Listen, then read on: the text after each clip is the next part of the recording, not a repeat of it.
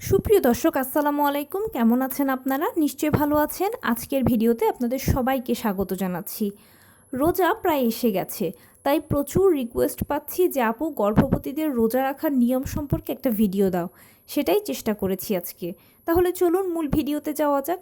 By the way, মূল ভিডিওতে যাওয়ার আগে একটা কথা বলি, আমি আমার চ্যানেলে pregnancy related, specially normal delivery related অনেক ইম্পর্টেন্ট তথ্য ভিডিও আকারে শেয়ার করে থাকি। এই তথ্যগুলো আমার পার্সোনাল এক্সপেরিয়েন্স ও আমার ডক্টরের সাজেশন থেকে নেওয়া। তাই আমার চ্যানেলটিকে যদি একবার আপনারা ভিজিট করেন, তাহলে আপনারা আপনাদের প্রশ্নাতীত মনের অনেক প্রশ্নের উত্তর পেয়ে যেতে পারেন। আমন্ত্রণ জানাবো আমার চ্যানেলটিকে একবার ভিজিট করে দেখার জন্য। এবারে চলুন মূল আলোচনায় যাওয়া যাক। আমি শুরুতেই বলেছি আজকে আলোচনা করব রোজা এসে গিয়েছে, তাই অনেকেই অনুরোধ করছেন যে আপু গর্ভবতীদের রোজা রাখার নিয়ম সম্পর্কে ভিডিও দাও। আমি সেটার চেষ্টা করেছি। একটা কথা সবসময় মাথায় রাখবেন যে গর্ভাবস্থা কোনো অসুখ নয়, এটা হচ্ছে প্রকৃতির নিয়ম। প্রকৃতির নিয়মে প্রতিটি মেয়েকে একসময় মা হতে হয়। তাই গর্ভাবস্থাকে অসুস্থতা মনে করে বা অসুস্থতার পর্যায়ে নিয়ে গিয়ে রোজা রাখবেন না, সেটা হবে না। যদি পারেন, শরীরে যদি ভালো লাগে, তাহলে অবশ্যই রোজা রাখবেন, রোজা রাখার চেষ্টা করবেন। আপনার জন্য, বাচ্চার জন্য ভালো হবে। এবারে বলি, গর্ভাবস্থায় রোজা রাখার ক্ষেত্রে কিছু নিয়ম যদি আমরা মানি, তাহলে অবশ্যই আমরা নিজেরাও সুস্থ থাকবো, বাচ্চাকেও সুস্থ রাখতে পারবো। তো সেই নিয়মগুলোর মধ্যে প্রথমেই আমি যাই সেহেরিতে। সেহেরির সময় আপনার প্লেটটাকে অবশ্যই আপনি এমনভাবে সাজাবেন যেন এটা অনেক বেশি পুষ্টিকর হয়। তো অবশ্যই ভাত তো থাকবেই, তার পাশাপাশি থাকবে ঘন এক বাটি ডাল। ঘন ডালটা পাতলা ডালের চেয়ে উপকার বেশি, তাই এটা চেষ্টা করবেন। আর যদি সম্ভব হয়, পাঁচমিশালি ডালকে একসাথে যদি ঘন করে রান্না করেন, তাহলে তো এটা সুপার ফুড। তার পাশাপাশি মাছ বা মাংস রাখবেন, এক এক দিন এক একটা। প্রতিদিনই শাকসবজি থাকবে, চাইলে পাঁচমিশালি শাকসবজি একসাথে রান্না করে খেতে পারেন। একটা ডিম তো থাকবেই। এরপরে কুসুম গরম এক গ্লাস দুধ খাবেন। অতঃপর যখন আপনি একটু হাঁটাহাঁটি করছেন, তখন চাইলে কয়েকটা খেজুর বা কয়েকটা বাদাম খেয়ে নিতে পারেন। আপনার জন্য, বাচ্চার জন্য সব দিক থেকে এগুলো ভালো হবে। এরপরে আপনার যা যা ওষুধ আছে, এই সময় ওষুধটা খেয়ে নেবেন। সেহরির পর্বটা শেষ হয়ে যাওয়ার পরে সারাদিনে তো আপনি উপাস থাকবেন এবং যা যেরকম কাজ আছে সেগুলো করবেন।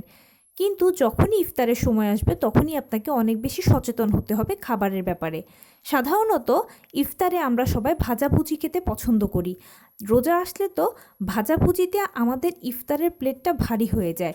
কিন্তু গর্ভবতীরা ভাজাভুজি জিনিসের দিকে তাকাবেন না, একদম এটা ছুঁয়েও দেখবেন না, কারণ অন্যদের থেকে আপনার ইফতারের প্লেটারটা একটু ভিন্ন হবে।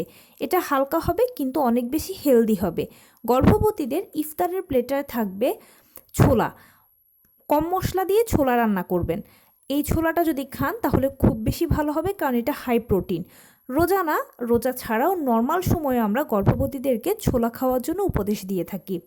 ছোলার পাশাপাশি আপনার প্লেটে থাকবে দই, থাকতে পারে, চাইলে একটা ডিম রাখতে পারেন। প্রচুর ফল রাখবেন অবশ্যই, কারণ এটা আপনার জন্য পুষ্টিকর যতটুকু, ততটুকুই আপনাকে হাইড্রেশন দেবে। তার পাশাপাশি পানি তো পান করবেনই, বিভিন্ন ধরনের ফলের জুস রাখবেন। খেজুর, বাদাম অবশ্যই থাকবে, এবং তার পাশাপাশি বিভিন্ন রকমের সালাদও এ সময় চাইলে আপনি করে খেতে পারেন। এভাবে হালকা কিন্তু পুষ্টিকর আপনার প্লেটারটা হবে। এরপরে যা ওষুধ আছে সেই ওষুধটা খেয়ে নেবেন। কিছুক্ষণ হাঁটাহাঁটি করলেন। অবশ্যই রাত 9টা থেকে 9:30টার মধ্যে ভাত খেতে হবে আপনাকে। অবশ্যই এটা আপনাকে মেনটেন করতেই হবে। অনেক পরিবারে আছি, আমরা করি কি, ইফতার খাওয়ার পরে সাধারণত আর কোনো ভাত খাই না বা কিছু খাই না, একেবারে সরাসরি সেহেরিতে গিয়ে খাই। এটা গর্ভবতীরা করবেন না, এতে আপনার বাচ্চার ক্ষতি হবে। সেজন্য গর্ভবতীরা হালকা ইফতার করবেন, কিন্তু অনেক হেলদি ইফতার রাখবেন, প্লাস 9টা থেকে 9:30টার মধ্যে রাতের খাবারটা খাবেন। আপনার রাতের খাবারে ভাতের সাথে অবশ্যই ঘন এক বাটি ডাল থাকবে। যদি পাঁচমিশালি ডালকে ঘন করে রান্না করে খান, এটা সুপার ফুড হবে আপনার জন্য। তার পাশাপাশি মাছ বা মাংস থাকবে, একটা ডিম থাকতে পারে, এবং শাকসবজি তো থাকবেই। চাইলে পাঁচমিশালি শাকসবজি করে খেতে পারেন।